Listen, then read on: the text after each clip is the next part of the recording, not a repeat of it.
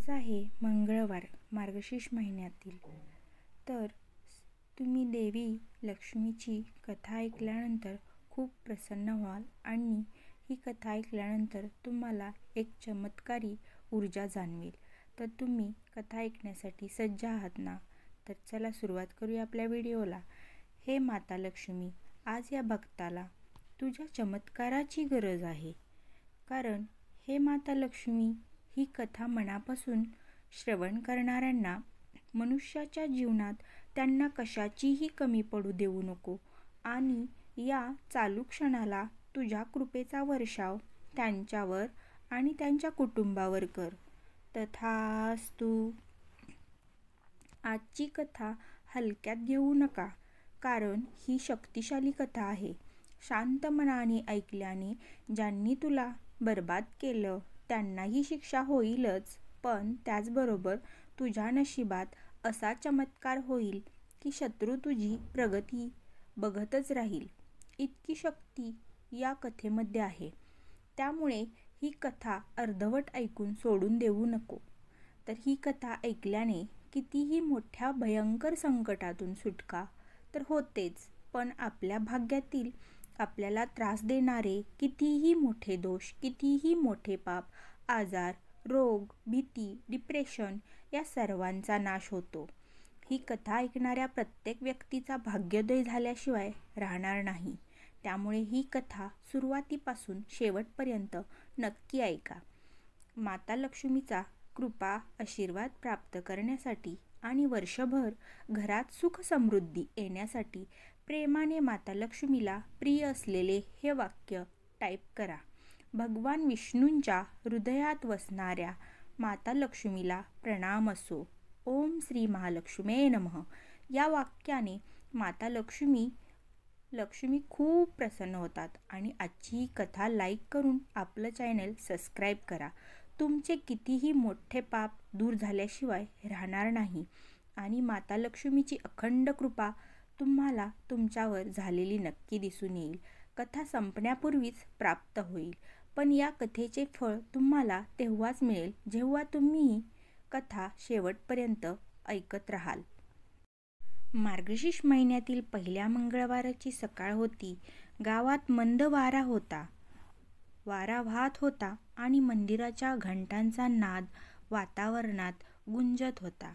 त्या गावात लक्ष्मी नावाची एक तरुण स्त्री राहत होती. मनाने निर्मळ, दयाळू आणि श्रद्धावान. लक्ष्मीची एकच इच्छा होती, घरात सुख समृद्धी नांदावी आणि आई-वडिलांचे कष्ट दूर व्हावेत. पण घरची परिस्थिती बेताचीच होती. रोजच्या धावपळीतही लक्ष्मी कधीही निराश होत नाही. तिचा एकच विश्वास, सेवा आणि सद्भावना कधीच वाया जात नाही. गावाच्या बाहेर एका जुन्या वाड्याच्या झाडाखाली एक गाय राहत असे. ती दुभती नव्हती, अशक्त आणि उपाशी होती. गावातील लोक तिच्याकडे दुर्लक्ष करत, पण लक्ष्मीने तिच्या डोळ्यातील वेदना पाहिल्या. एका दिवशी ती गायीजवळ बसली. तिने तिचे अंग पुसले, जखमा स्वच्छ केल्या आणि आपल्या घरून आणलेल्या ताज्या गवताचा हाताने घास घालून तिला खाऊ घातले. गाय शांतपणे तिचे डोके लक्ष्मीच्या खांद्यावर टेकवते, जणू तिला आईचा आधार मिळाला होता.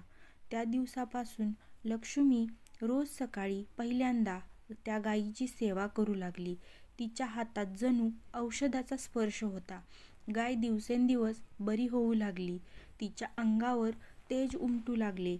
एक चमत्कार झाला. मार्गशीर्ष महिन्यातील दुसरा मंगळवार उजाडला. गायीची सेवा करून लक्ष्मी घरी जाण्यास निघाली. तेवढ्यात गायीचे डोळे चमकले आणि तिच्या कपाळावर एक दिव्य प्रकाश प्रकट झाला. लक्ष्मी थबकली. गाय पुढे सरकत आली आणि जणू मानवी स्वरातच तिच्या मनाशी बोलली. माझी सेवा केलीस, त्यामुळे तू माझ्या मनाला नाही तर देवत्वालाच स्पर्श केला आहेस. मी गोमाता आहे आणि जिथे गोसेवा आहे तिथे लक्ष्मी स्वतः नांदते. तुझे सर्व दुःख दूर होतील, मनोकामना पूर्ण होतील. लक्ष्मीच्या पायाशी गोठलेल्या दवबिंदूसारखा प्रकाश पडला. त्याच दिवसापासून तिच्या जीवनात बदल दिसू लागले. घरातील अडचणी कमी होऊ लागल्या, कामात यश मिळू लागले आणि तिने केलेल्या प्रयत्नांना अपार फळ मिळू लागले. तिचा चेहराही तेजस्वी झाला. लोक म्हणू लागले, लक्ष्मीच्या घरी खऱ्या अर्थाने लक्ष्मी आली आहे. गावचा बदल. लक्ष्मीचा बदल पाहून गावातील लोक जागृत झाले. तेही गायीची सेवा करू लागले. कोणी पाणी द्यायचे, कोणी गवत आणायचे, कोणी अंग चोळून द्यायचा. गावात नवचैतन्य भरले. जिथे पूर्वी भांडणे, चिंता आणि दारिद्र्य होते, तिथे आता शांती, समृद्धी आणि समाधान दिसू लागले. लोक म्हणत, गोसेवेतूनच लक्ष्मी प्राप्ती होते. ही मार्गशीर्षाची खरी शिकवण आहे.